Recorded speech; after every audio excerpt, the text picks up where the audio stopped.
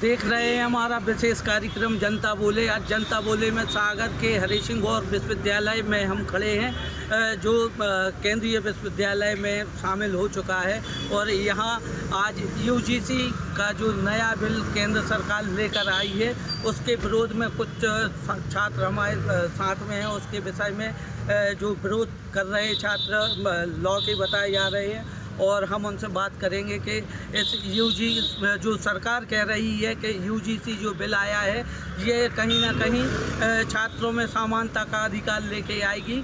और हम इन छात्रों से जानेंगे कि सरकार जहां समानता का अधिकार बता रही है वहीं ये स्टूडेंट जो हैं वो कहीं ना कहीं छात्रों में एक दूरी और बढ़ती खाई बता रही है। जो यूजीसी का जो 2026 का जो नियम आया है उस नियम पर हम सागर हरि सिंह गौर विश्वविद्यालय के छात्रों से बात करेंगे। क्या नाम है आपका? नमस्कार, मेरा नाम आशुतोष पाठक हुआ। मैं डॉक्टर हरि सिंह गौर यूनिवर्सिटी में लॉ कर रहा हूँ। अभी BLB 3rd ईयर में हूँ। कहीं ना कहीं यूजीसी के माध्यम से जो ये नया कानून आया है जिसमें एक वर्ग विशेष को टारगेट किया जा रहा है और उनके विरुद्ध कहीं ना कहीं उनको शैक्षणिक जो गतिविधियां हैं, क्या होता है कि अभी शिक्षा के क्षेत्र में उनका प्रतिनिधित्व बहुत ज़्यादा है। आप हर क्षेत्र में देखेंगे तो वो अपने दम पे बिना किसी आरक्षण के माध्यम से वो समाज के हर क्षेत्र में अपना प्रतिनिधित्व करते हैं। और कहीं ना कहीं इसको रोकने के लिए हमारी जो मनोबल है उसको तोड़ने के लिए हमें ये लफड़ों में फंसाकर कहीं ना कहीं हमें पीछे करने के लिए यूजीसी के माध्यम से हमें लाया गया। और ये कहीं ना कहीं ये समानता की बात करते हैं। हम तो लॉ के स्टूडेंट हैं, हम आर्टिकल 15 जानते हैं जहाँ पे किसी भी तरह की भेदभाव करने की बात नहीं की जाती है। वहीं संविधान में भी ये प्रावधान दिया जाता है कि आप जो है एजुकेशनली और जो है सामाजिक तौर पे जो पिछड़ेपन है उनके अपलिफ्टमेंट के लिए आप प्रावधान बना सकते हैं। लेकिन आप ऐसे प्रावधान नहीं बना सकते जो एक वर्ग को अपराधी बनाने पे मजबूर करे और एक वर्ग को हाथ में हथियार दे दे, जो अपने मनमानी जब चाहे तब आपके विरुद्ध में किसी न किसी तरह से आपको कानूनी कार्रवाई में या कानूनी दांवपेच में फंसा सके। तो ये तो आप कैसे समानता की बात कर रही है, सरकार ही जवाब देगी। आप हमें बताएंगे, सरकार कह रही है कि ये समानता का अधिकार जो नए नियम में सुप्रीम और कहीं ना कहीं सुप्रीम कोर्ट के आदेश का बता देती है कि सुप्रीम कोर्ट के आदेश पर ये नियम लेके आए हैं। आपका क्या कहना है? समानता की बात हुई और इसमें कहीं से कहीं तक मुझे समानता दिख नहीं रही है। अगर मैं किसी की शिकायत करूं और मेरी आइडेंटिटी मैं नहीं चाहता रिवील करना और मैंने आइडेंटिटी रिवील नहीं की तो सामने वाले को पता कैसे चलेगा कि मेरे ऊपर किसने शिकायत की है। इस यूजीसी के जो कानून है इसमें काफ़ी ज़्यादा फॉल्ट है।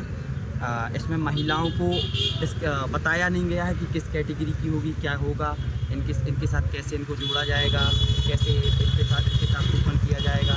और आर्टिकल 15 की 3 की बात हुई। आर्टिकल 15 का 3 कहता है कि आप एजुकेशनली जो ST SC और social and educationally backward class के लोग हैं उनको अपलिफ्टमेंट करेंगे। लेकिन आप अपलिफ्टमेंट ऐसा नहीं करेंगे ना कि हमारा शोषण हो।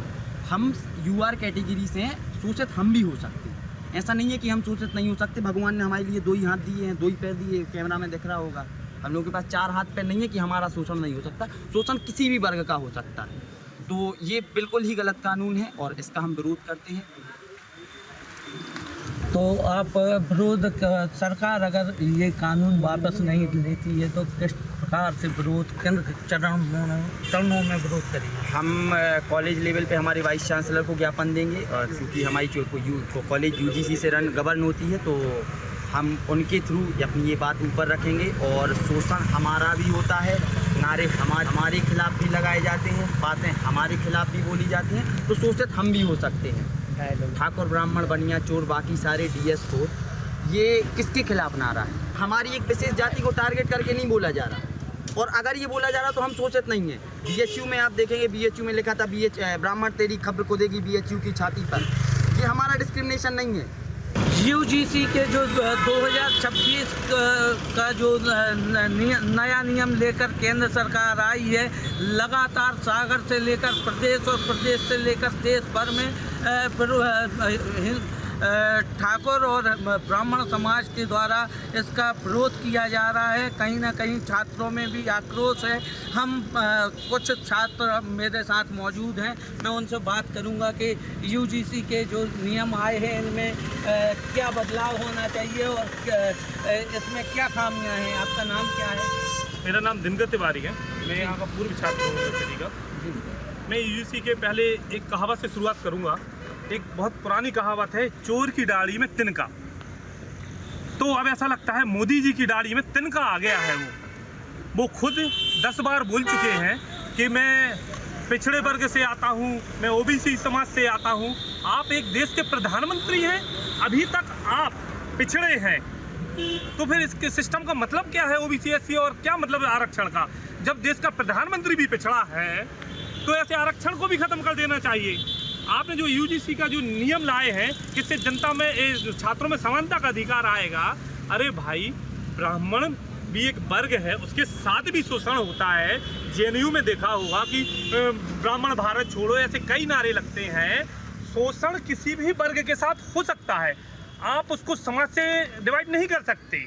तो जो यूजीसी का जो इनने जो छात्रों में जो नियम लाए हैं उनका कहीं ना कहीं कोई राजनीतिक मुद्दा है। हिंदुओं को बांटने की इनकी कोई रणनीति है। पहले जब सरकार आई तो हिंदू एक हो तो सेफ रहे का नारा दिया भाजपा ने।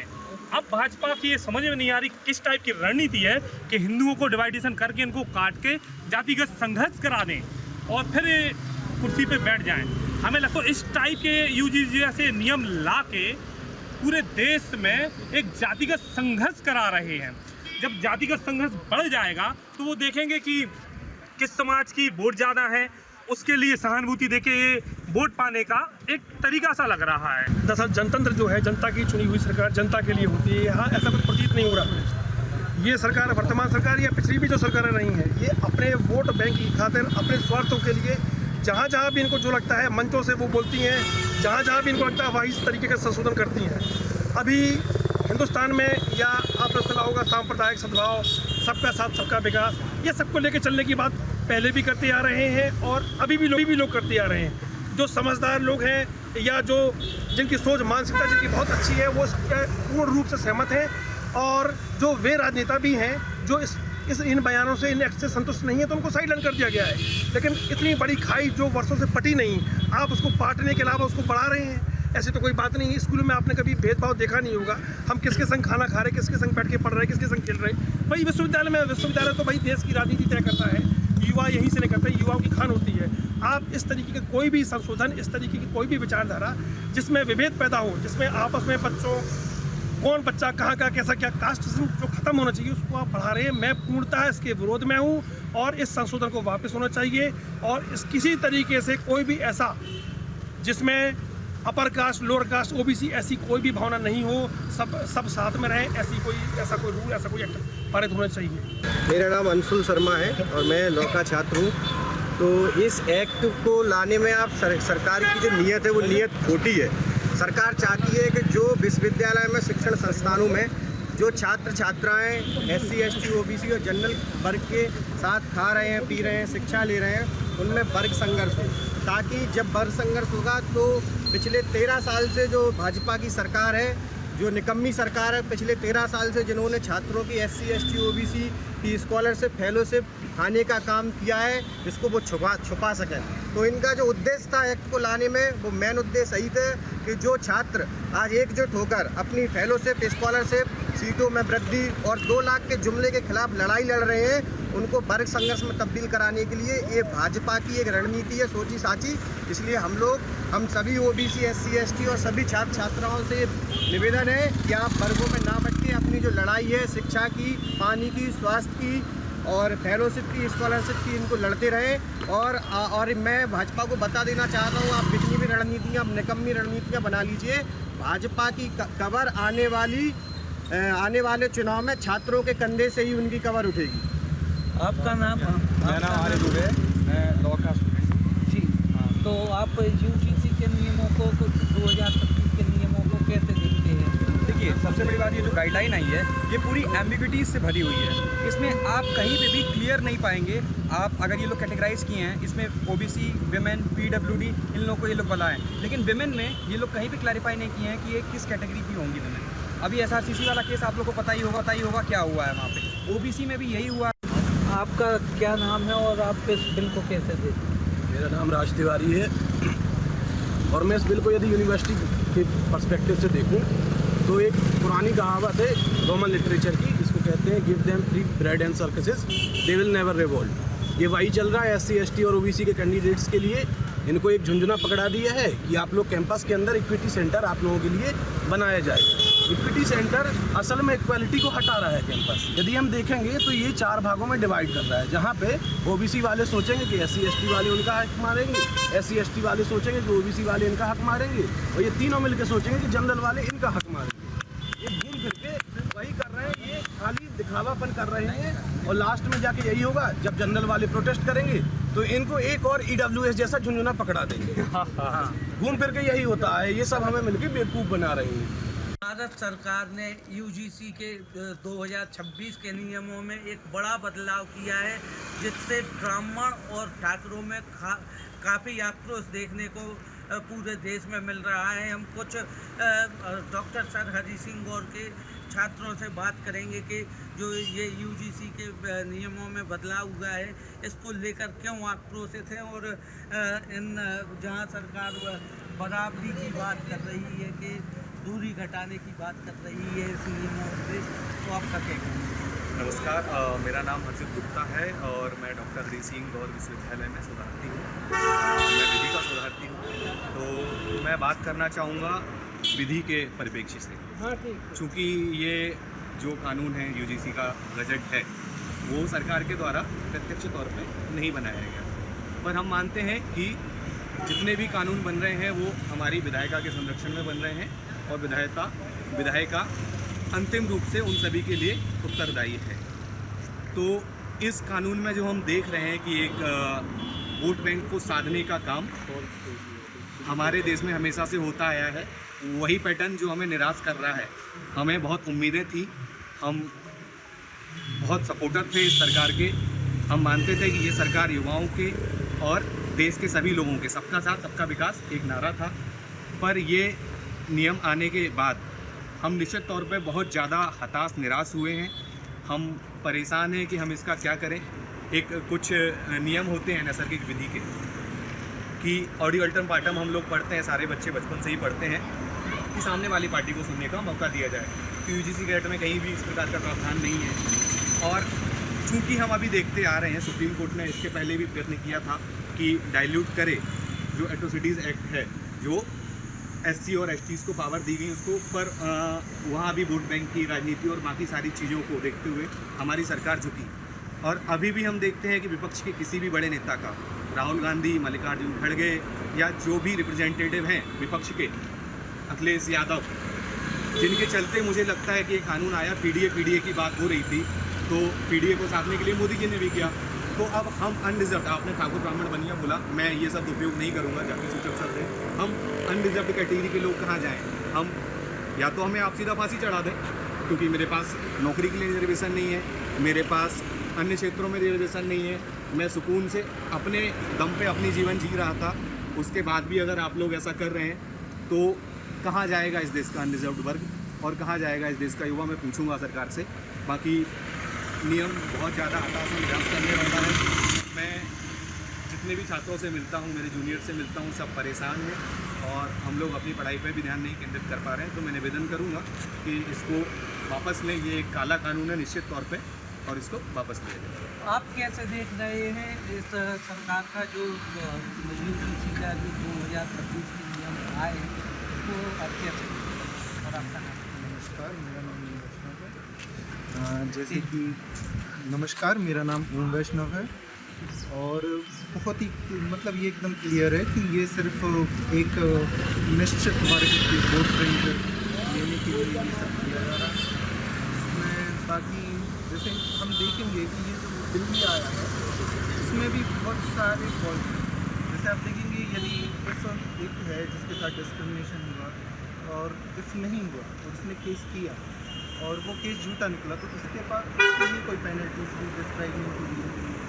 बहुत सी चीज़ें खामियाँ हैं इस बिल में और सीधी सीधी बात है, पार्टी उस वोट बैंक से वंचित थी, अब उस वोट बैंक को साधना चाह रही है, तो बस उसी को एक बार को खुश करने के लिए सीधा ये बिल आया है। इनमें क्या बदलाव होना चाहिए, आप लोग कैसे देख रहे हैं, इन नियमों में क्या सुधार होना चाहिए? जी, इसमें सुधार काफ़ी चाहिए, जैसे कि मैंने अभी आपको बताया कि ये एडमिनिस्ट्रेटिव ओवरबर्डन का, साथ ही साथ इसमें फॉल्स केस पर कोई भी पेनल्टी भी नहीं डिस्क्राइब की जा रही है। और सेकेंडली आप एक बच्चों के बीच में एक डिस्क्रिमिनेशन खुद एक पैदा करेंगे आप ऐसा करके। अभी तक मैंने ऐसा कभी नहीं सुना या हमारे डिपार्टमेंट में कोई भी किसी के साथ भेदभाव किया गया हो या बहुत ऐसा कभी नहीं। लेकिन अब शायद मुझे लगता है कि इस बिल से चीज़ें बढ़ सकती हैं, क्योंकि अब आप एक चीज़ को खुश करेंगे तो दूसरा वर्ग नाराज़ होगा, तो अब चीज़ें बढ़ेंगी। आप सिर्फ एक वोट बैंक पाने के लिए आप चीज़ें बढ़ा रहे हैं। आप बताएंगे आपका नाम क्या है और आप क्या मेरा नाम है, मैं विश्वविद्यालय में लॉ करता हूँ और ये बिल जातीय जो भेदभाव है उसे और बढ़ाने का काम करेगी। इस बिल में बहुत सारे कमियां हैं, इसलिए जो कि जनरल कैटेगरी को टारगेट करने के लिए बनाया गया है। बहुत सारे यूनिवर्सिटीज़ के कैंपस हैं, हर जगह हम देख रहे हैं कि जनरल कैटेगरी के खिलाफ भी प्रताड़ित उनको भी किया जा रहा है बहुत तरीके से। जैसे आपने नारा सुना होगा कि तिलक तराजू और तलवार इनको मारे जूते चार, तो उसके लिए सरकार क्या कार्रवाई कर रही है? और अगर नहीं कर रही है तो या तो सरकार सोच रही है कि ये खुद निपटे उस चीज़ों से, तो उसके लिए भी ये सरकार फिर फ्री करे या तो जनरल कैटेगरी के लोगों को। अगर नहीं कर रही है तो हमारा यही मांग है कि इस बिल में सभी प्रताड़ित लोगों को जोड़ा जाए। ऐसा नहीं किया जाए कि SC ST के लोग प्रताड़ित किए जाएंगे, OBC के लोग प्रताड़ित किए जाएंगे। प्रताड़ित जिसे भी किया जाए, चाहे वो जनरल कैटेगरी का हो, ब्राह्मण हो, राजपूत हो, जो भी हो, सभी को इसमें जोड़ा जाए। यही हमारी सरकार से मांग है, ताकि बच्चों के बीच में एक यूनिटी बनी रहे, एकता बना रहे। इस प्रकार के अगर कानून आएंगे तो इससे भावनाएं, द्वेष भावनाएं और बढ़ेंगी कि ये बच्चा जो है इस पर्टिकुलर कैटेगरी का है, चाहे ये इस कैटेगरी का इसको टारगेट किया जाए, तो इस प्रकार की भावनाएं और बढ़ेंगी। बच्चे जैसे ही भूलने का प्रयास करते हैं कि आपस में एकता होती है, सरकार कोई ऐसा बिल ला देती है कि पुनः हमें पता चलता है कि हाँ हम अपर कास्ट हैं, हम लोअर कास्ट है, ये पुनः सरकार ही खुद इम्पोज कर देती है।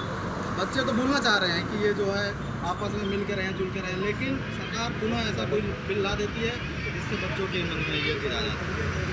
मेरा नाम आशुतोष। देखिए, एक सबसे महत्वपूर्ण बात है, लोकतांत्रिक देश है हमारा, भारत एक लोकतांत्रिक देश है, पढ़ाया भी जाता है, बताया भी जाता है, लेकिन ये जो इतनी हास्यास्पद बात है कि लोकतंत्र जो है वो परिवर्तित होकर भीड़तंत्र बन गया है।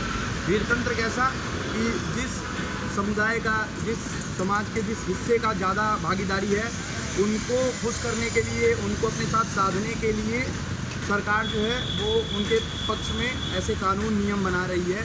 लेकिन सरकार को ये भी सोचना चाहिए कि लोकतांत्रिक देश में एक एक मत जो होता है, वोट होता है, उसकी समान कीमत होती है।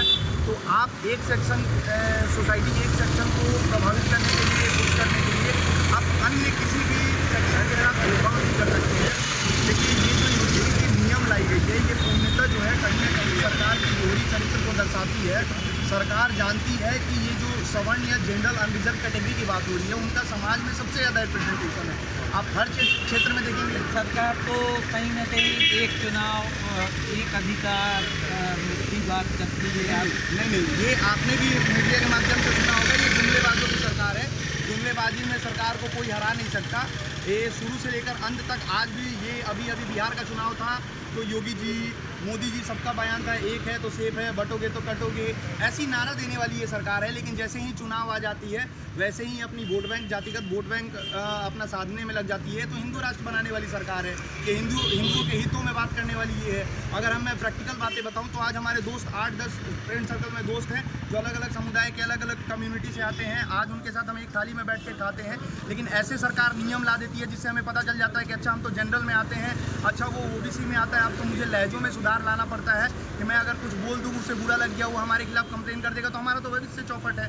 तो आप कहीं ना कहीं ये जातिगत खाई को जो है ना कहीं सरकार का सबसे बड़ा हाथ होता है इसको खोदने में और इसको हमेशा जगाए रखने में।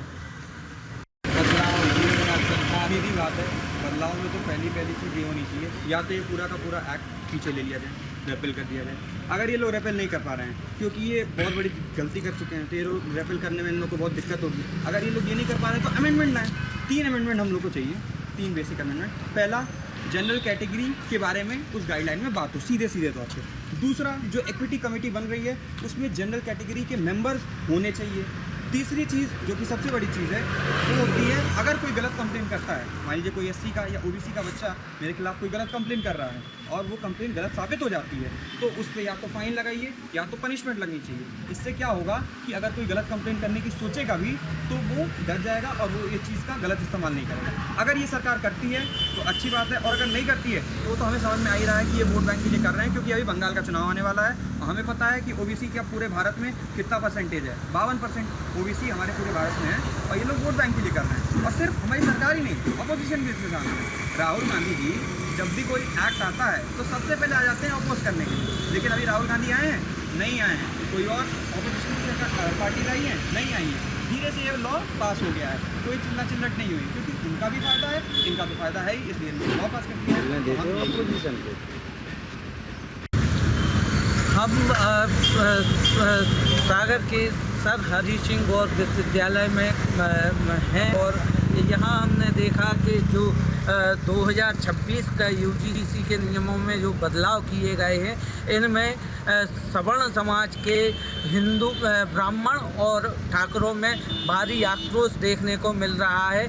जैसा कि देश के कोने कोने में कहीं ना कहीं बड़ा विद्रोह होने की संभावना है। सागर से नितिन भट्ट, न्यूज़ स्टेट।